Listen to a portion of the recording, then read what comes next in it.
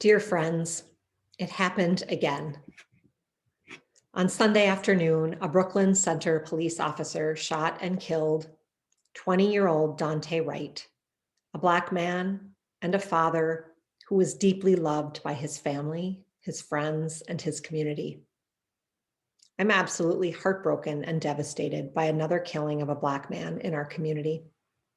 There simply aren't words to imagine the pain that Dante's loved ones must be feeling, or to express the rage and grief that comes from a system of racist policing. Please know that Reverend Laura and I are here for you to offer support, care, and a listening ear. Though it's difficult to believe, writer and activist Adrienne Marie Brown reminds us that things are not getting worse. They are just getting unveiled. This is how our country and the police were designed to function: to surveil, to target, to harm, and to kill BIPOC bodies. It's normal to feel grief, horror, shock, and fear as we watch this unfold again. But as my beloved colleague, the Reverend Justin Schroeder, reminds us, we mustn't forget that it is white innocence that is behind such shock and distress, and a refusal to honestly recognize the history of our country. But instead of despair, this is a time when we must draw deeply upon our faith and stay in the hard work of transforming this fellowship, our community, and a country steeped in white supremacy culture and a racial caste system. We have to stay in the struggle to work for our shared liberation. So what might help us from our own faith tradition? I agree with my colleague, Reverend Schroeder, who so eloquently reminds us that we UUs can draw strength from our ancestors. Our Universalist ancestors didn't tinker around the edges of a Christian theology that said God punished some and saved others. Universalists didn't try to reform or tweak that theology. They let go of the illusion that somehow it was okay to believe that God would love some and damn others. They told the truth as they knew it. They proclaimed that God was love. They reimagined and rebuilt their entire theological framework. One of the ways we can honor their legacy is to stay in the work together as we reimagine every part of our fellowship and society, acknowledging the corrupt and unreformable roots of white supremacy culture.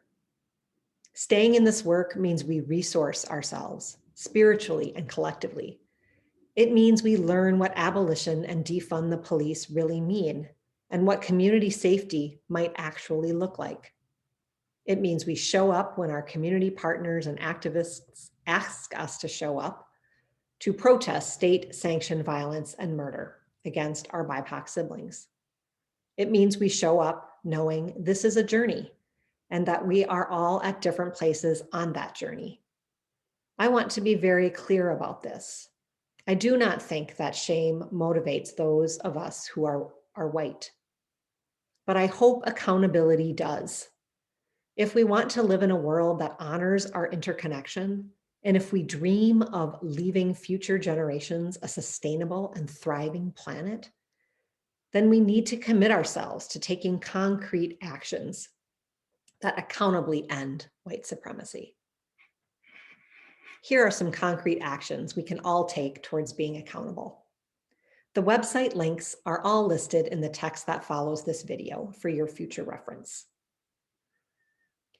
Join Reverend Laura and I for a book read of Caste by Isabella Wilkerson on May 4th at 7 o'clock. Sign the MVUUF Racial Justice Pledge and commit to taking action yourself. Learn about the 8th principle of Unitarian Universalists by visiting the racial justice page of our website. And please plan to vote yes on the resolution we'll be asking you to approve on May 16th at our annual meeting. We encourage you to learn about what investing in community safety means by reading some of the articles and book recommendations I have posted below, and by following the work of Black Visions as they reimagine public safety in Minneapolis. Consider reviewing the community-based alternatives to calling the police in our city to help offset the impact of over-policing. You might contribute to Dante Adams' GoFundMe page or the Brooklyn Center GoFundMe page. Consider volunteering in Brooklyn Center to help clean up the damage to businesses in the wake of the recent protests. None of us can do this work alone. So let's be about this task together.